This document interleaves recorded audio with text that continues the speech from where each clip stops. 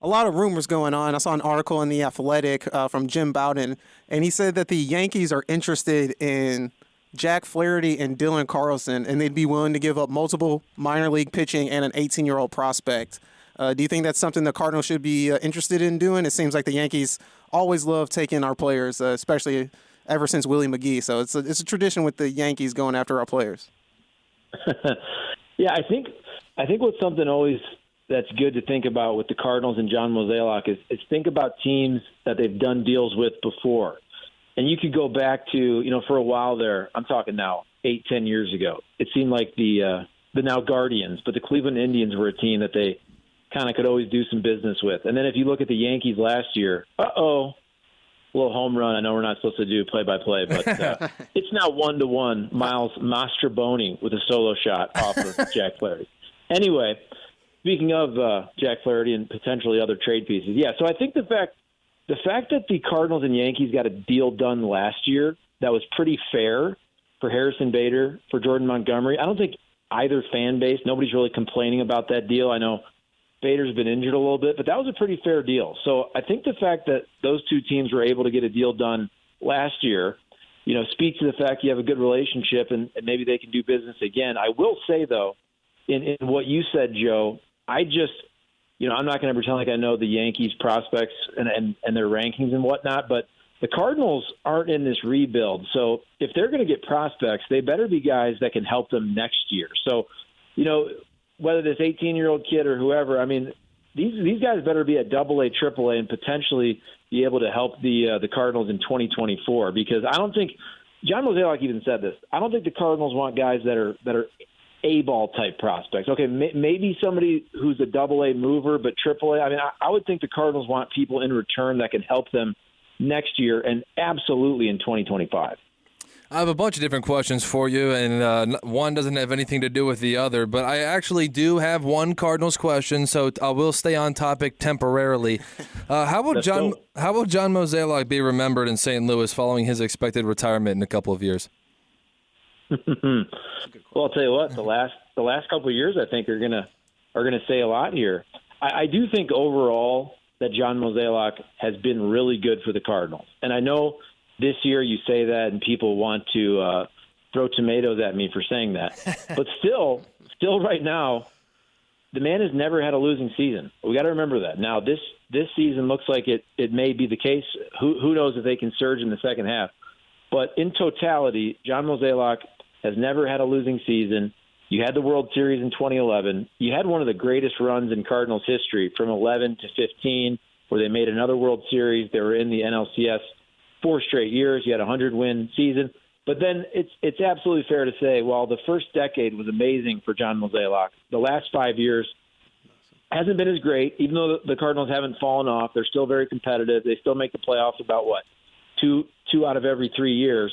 But some of these deals, we're going to look at some of these deals and some of these prospects that got away from the system and some of the free agent signings. Let's be honest, the last 5 years has not been great for John Mozeliak. But I still think, look, how he finishes, if he stays for the rest of this contract, which is 24-25, I do think how John Mozeliak and the Cardinals finish will be important for his legacy, because it's kind of, people remember what they want to remember.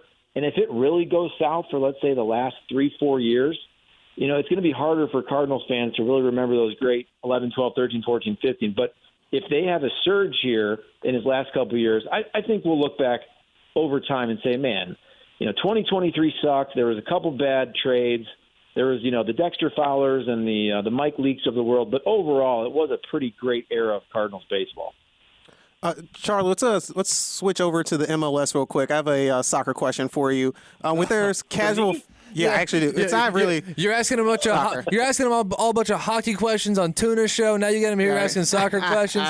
Are we trying to sabotage him? No. This actually has nothing to do with the performance on the field, really. Oh, okay. But obviously on Wednesday, the MLS AllStar Game was going on, and they played Arsenal, and they lost 5-0. Do you think that is detrimental to MLS, who's trying to catch the casual soccer fan?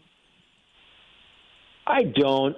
All-Star games are supposed to be fun. You can mix it up. We were talking about this on the show today, where maybe baseball should mix it up. I know hockey, they got a little crazy with it. the NBA too. They did the world versus the United States, and they did captains and all that. And now that for all these sports, these are true exhibition games. For a while, baseball had it count, but I think you can mix it up. So if MLS wants to play an international team every once in a while, if they want to run it back a different year and have East versus West or have captains, I'm cool with that. So to me, the All-Star game, whatever happened there, is fine. But I just think Messi coming here, this is an obvious statement, it's just so monumental for MLS. Because if you think back in the day when everybody used to talk about, okay, folks like, guys like Pelé would come over here, but it was way at the end of their career. Now, I know Messi, he's not young, but he's coming off the World Cup win last year. So he's still pretty close to the top of his game. So for the MLS to get arguably the best player in the world, I think he is the best player in the world right now, Messi still, even though if he's going to fall off the next couple of years. And him being there in Miami, I just think that brings such a spotlight. You heard Taylor Twellman, he himself was going on a media tour of Europe to talk about this. So I just think, despite what's going on with the All-Star game, the fact that Messi is in MLS right now is just absolutely mammoth for Major League Soccer.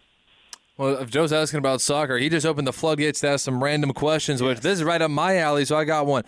Is Comerica Park nice? Because it doesn't look that great on TV. I like it.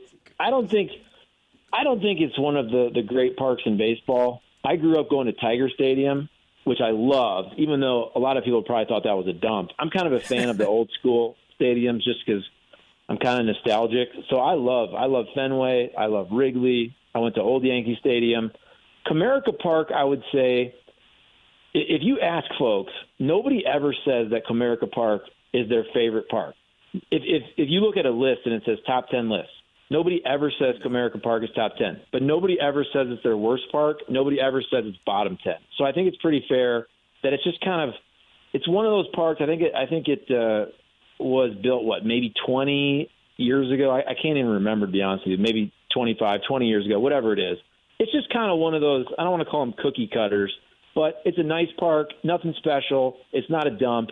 It's just kind of mediocre in my mind. But I enjoyed going there. All right, so we're talking about nostalgia and your childhood. You grew up in the generation where tattoos were just starting to be cool. How many bad tattoos did you see people getting in high school and in college? This is a great question. So I'm trying to think. I can't really remember a lot of people getting tattoos in high school. I graduated high school 2000. But then I started to see some tattoos in college. And then I feel like once I went back home, I would see people getting tattoos at a younger age. I'll say this, though. So this isn't about my hometown or high school, but I do think you see a lot of terrible tattoos when you're covering sports. Yes. Unfortunately, it's just part of it. Nobody likes this, but you have to be around in the locker room. Cody Bellinger just destroyed a ball. I don't know if you guys are watching this because it's on Apple TV. I was going to say, we don't have Apple TV. I was going to say, don't worry. Apple's not going to find out that we're giving play-by-play. Yeah, I know we're not supposed to do play-by-play, but Cody Bellinger just hit a ball 400 feet off of Jack Flaherty. 4-1 Cubs in the third inning. That wasn't a true play-by-play, so nobody will get mad at me. Soft content. So, okay, back to tattoos. No, so basically, just in the locker rooms, baseball, football, I feel like hockey doesn't have as many bad tattoos, but, man, I saw a lot of really bad tattoos in the Cardinals locker room. I saw a lot of bad tattoos in the Rams locker room. And I think what happens is all these dudes, they get these tattoos maybe when they're a senior in high school, maybe in college. They have no money. I don't think tattoos is something you're supposed to just get the cheapest guy on. I think some of these dudes, they probably should have waited until they got to the big leagues and paid for the good stuff. Because I'm not going to name names, by the way, but I could. Terrell Pryor. I saw some of the worst tattoos in my life in the Cardinals locker room, and some guys who are really good players, but man, these tattoos were horrible. Well, not only that, I also think that people get tattoos, especially athletes. I think they get tattoos that look cool in their uniform, but they don't look cool just walking around with their shirt off. Yeah, that's fair. I feel like this will go back and it'll kind of age me. But remember when Pamela Anderson did that movie Barbed Wire? Yes. And that was when that barbed wire tattoo. So that wasn't really my age group. I bet you if you're, let's say, 45 to 50, maybe even 55, there's probably so many dudes that used to work out So back true. in the 90s, and they all worked out. They all had the barbed wire tattoo, and those probably look terrible right now. And then they're going to look even worse when those people are 65, 70 years old. Hey, it looked cool when Brian Urlacher got it. Come on. Yeah, but he's such a badass. He is, I though. feel like Brian Urlacher, Legit. he'll probably kind of always look like a badass, but once you get kind of sloppy when you're older, a lot of that stuff looks just awful. And also things that, I don't know, I remember my brother. So my older brother dated a girl. So she was probably this was when they're both right out of high school. So they're both probably like 19 or whatever, 18, 19, 20. And she had a Tweety Bird tattoo. And it's just one of those things where if you're 19, you think that's cool. How stupid is that? How stupid is that when you get to be a little older and you just realize you look at your frickin' ankle or whatever and you see a cartoon character? How would Grant Hill be remembered if he didn't suffer so many injuries? That's a great question. Grant Hill was freaking awesome, obviously, for Duke. And I think this is one of those things, too, where I haven't looked it up in a while, but I bet you Grant Hill's career is even way better than you think. I think wasn't he averaging 25-plus points a game until he got hurt? And then I think even after that, he was a pretty good role player, probably averaging like 18 for a while. Do you guys have his numbers up there? I'm pulling them up right now. I'm working on it. I probably should have had that before I asked the question. I think Grant Hill would have been – the Basketball Hall of Fame is different because they put it in for your accomplishment. He might even be in the Basketball Hall of Fame. I don't even know. He is. He just got in about 2 years ago. Okay, he is. Okay, so I think that's probably more so for NBA plus his college game and all that. But, I mean, I think he was one of the best players in the NBA, would have been one of the best players in the NBA for a good 10, 15 years, I think. And I think he was for about 5. Let me know his stats. I can't remember when he kind of fell off. All right, his final year in Detroit, which is basically his final healthy season, he averaged 26, 7, and 5. Yeah, I mean, he was great. Yeah, we never seen a 6'8" guy who could dribble like that. He was. Everyone thought he was next after Jordan, right? Right. If I'm not mistaken, so obviously the Pistons were great with the bad boys. Then they fell off. Mm-hmm. So Grant Hill was there in the bad years. They also changed their uniforms to that awful teal, which people just hate. I don't know why. I guess they're bringing that back. The first thing Joe Dumars did when he came back to run the team was to go back to the red, white, and blue. I just thought, like, my little brother's 30, 33, 34. So he grew up in the Grant Hill era. And I have all of these memories of my brother wearing terrible teal jerseys, Grant Hill shorts and all that. And I just thought that was so stupid. So, yeah, I think Grant Hill, he obviously got hurt, but he played for the Pistons right after the bad boys and right before the team got really good again with the Rip Hamilton, Larry Brown, and the Chauncey Billups, Ben Wallace team. So he was there in the mid-'90s when the Pistons weren't very good. It seems like we're trying to make you old out here, Charlie, but so I'm going to keep this make you feel old thing going with the nostalgia. At least for me personally, when I watch the 30 for 30 of The Last Dance and I just see all different types of 30 for 30s, when you look at the fan base, they look like they were more rowdier, they were having more fun. Through your experience, have you noticed a change in the fan base when it comes to attending a sporting event? So you're talking about all different sports? Yes.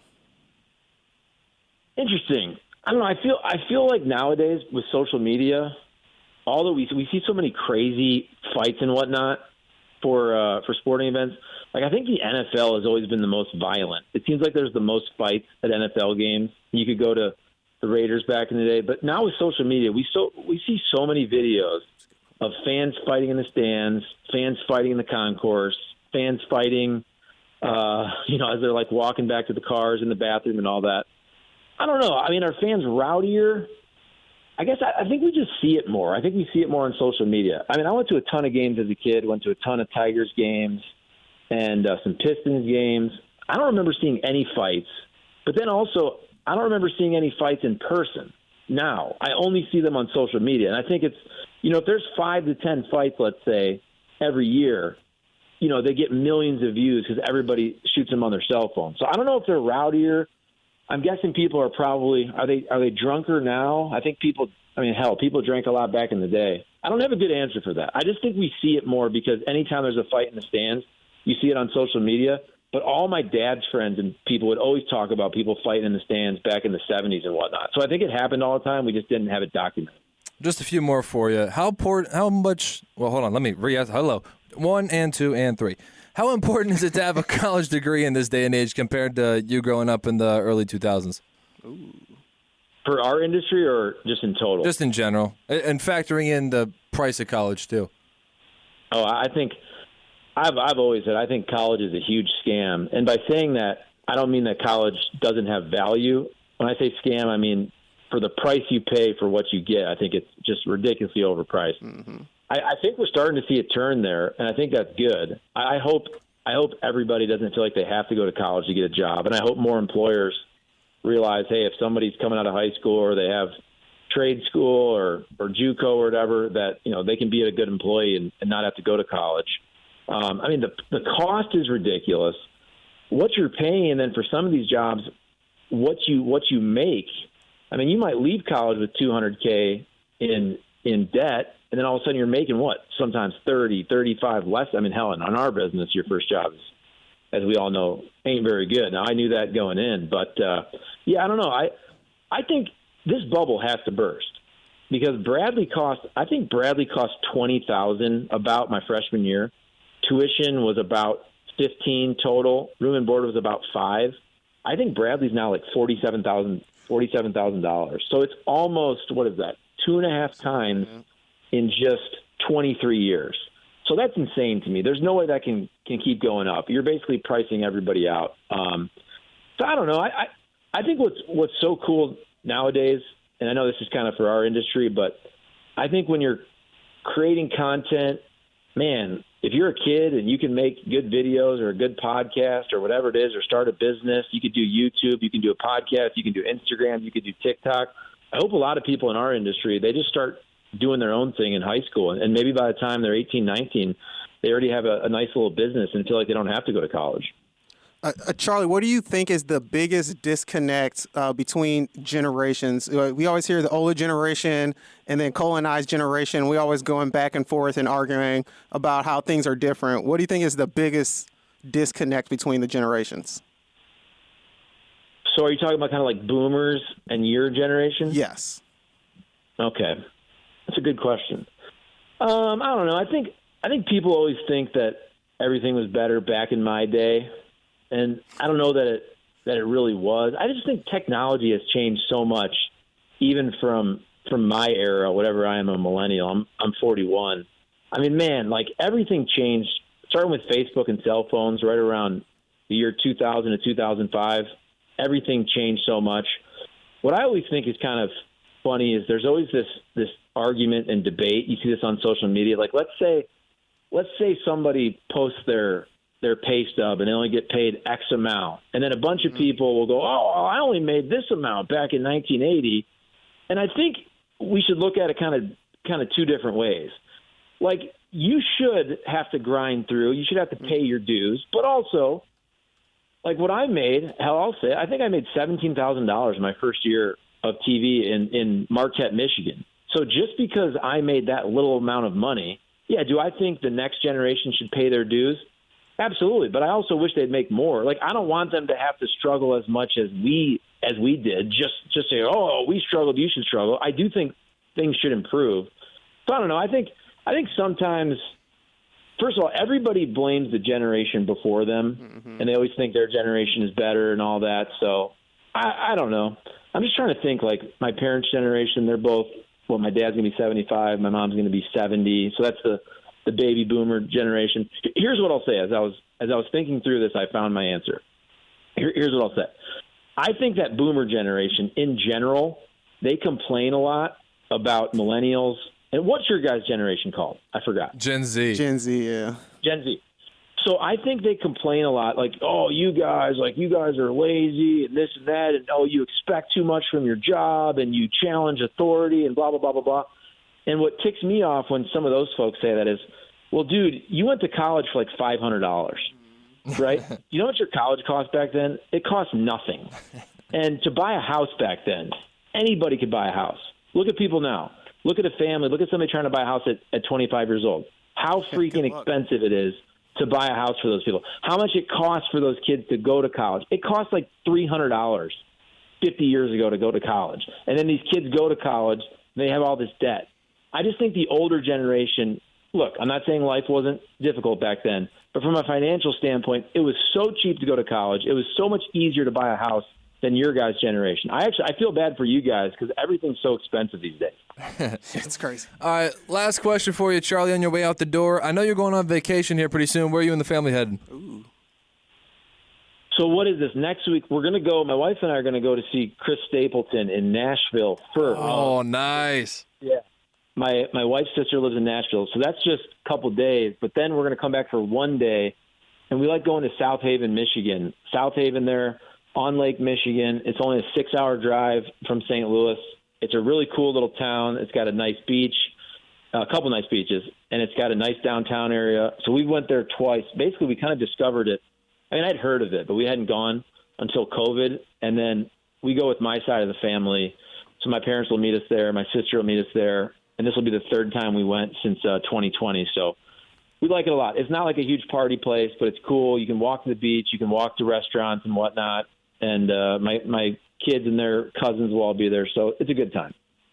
Charlie, we appreciate you for all your time. Thank you for being very liberal with your time for you, right on brand. We appreciate you joining us today. Always trying to paint people into a corner. No, hey, I tried to provide the most open-ended questions for you possible, and we appreciate all your answers. And I find it to be educational when you come on, and that's why I love asking you kind of random questions all over the place. And we absolutely enjoy that you are willing to come on every single month. Well, thank you, fellas. And if you know me by now, first of all, I know way more about 90s sports than now. And I like talking about, unless it's baseball and NASCAR, I'd rather talk about the random stuff. Good to know. We'll make that note down for sure. Random stuff. We like the random conversations too here on Cover 2. We try to make it a happy sports happy hour type of show. So we appreciate you joining us, Charlie Marlow. Thank you. All right, fellas. See ya. See ya.